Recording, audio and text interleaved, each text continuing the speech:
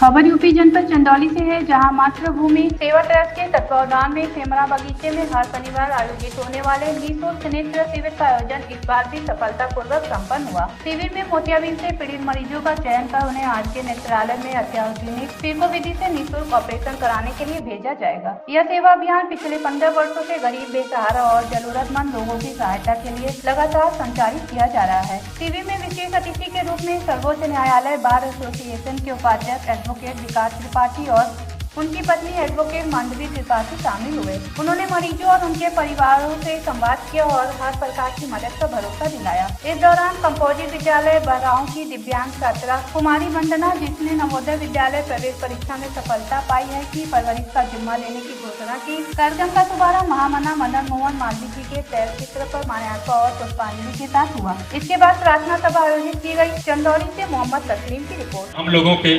Line में अपना line मिला करके, कंधे से कंधे मिला करके इन आम आवाम की सेवा करने के लिए अगर अपने हृदय में वो जज्बा लेकर के आया हो तो लगता है कि वह भी वो एक दौर था, आज भी वो एक दौर है। कहीं न कहीं देश की आज़ादी और देश की सेवा का भाव आज तीसरी पीढ़ी में है, तो यह बहुत बड़ी बात है, क्योंकि आजकल मानवता की सेवा करने का भाव खत्म हो गया है।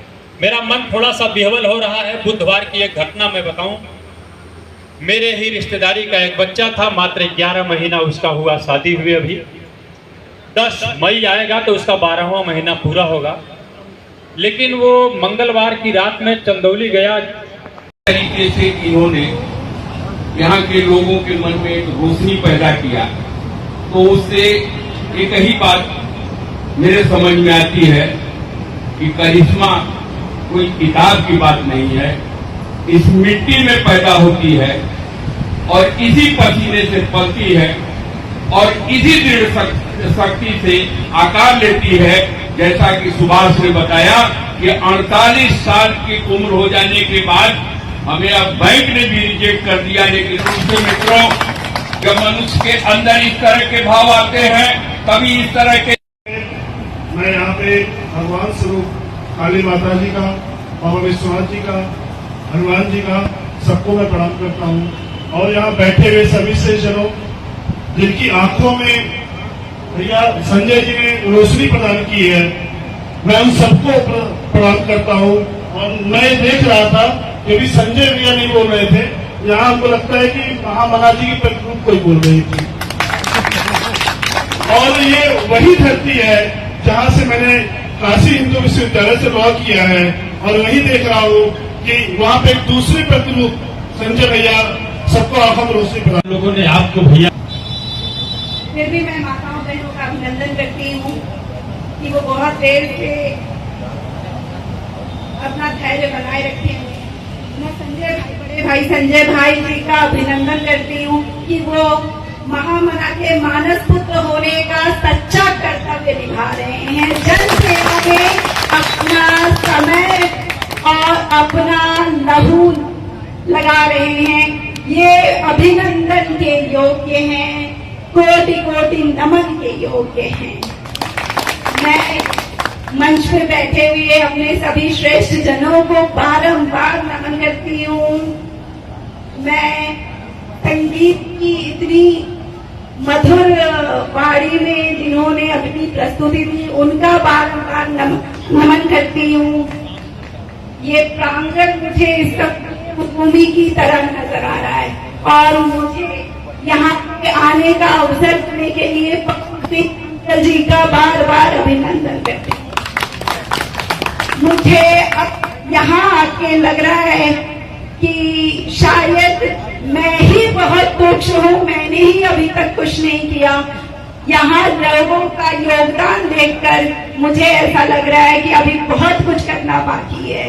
और मैं संजय जी के कार्यों का बहुत बहुत प्रशंसा करती हूँ और उनके लिए मेरा ये कहना है कि अगर हमारी, जैसा कि सर ने अभी कहा कि कहीं भी आवश्यकता हो तो प्लीज हमें बताएं।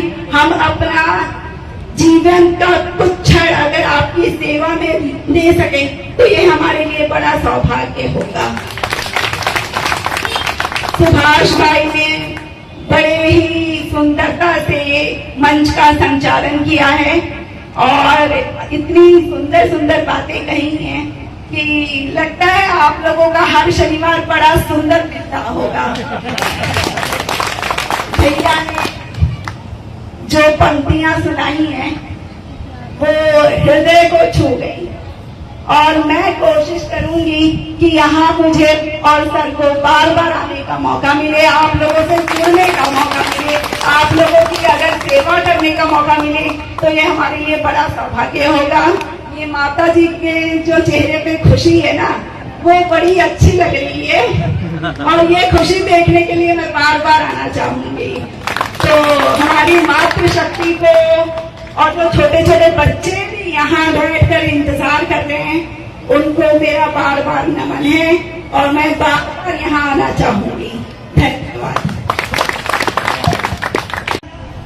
तुम तो आकर के नंदीग्राम में रहते हो तो मुझे भी किसी कोने में एक छोटा सा कमरा दे दो, छोटा स्थान दे दो जिसमें मैं अपनी रातें गुजार सकूं, क्योंकि ये जो महलों के जो सोने के सिंहासन है वो हमको गढ़ते हैं, चुभते हैं, कांटों की तरह कर देते हैं।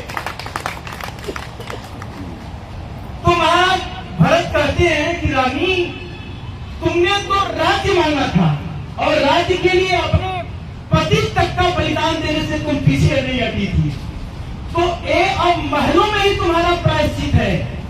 जब तुमको पता चलेगा ये धन, साम्राज्य और संपत्ति मन की शांति नहीं दे सकते, इसलिए तुम आपको महलों को ही तुमको मैं मुबारक कर रहा हूं। तुमको ये तपस्वियों का स्थान नंदीग्राम शोभा नहीं देगा, इसलिए मैं कह रहा हूं आपसे, इसलिए मैं आंदोलन इन जंगलों के बीच में करता हूं।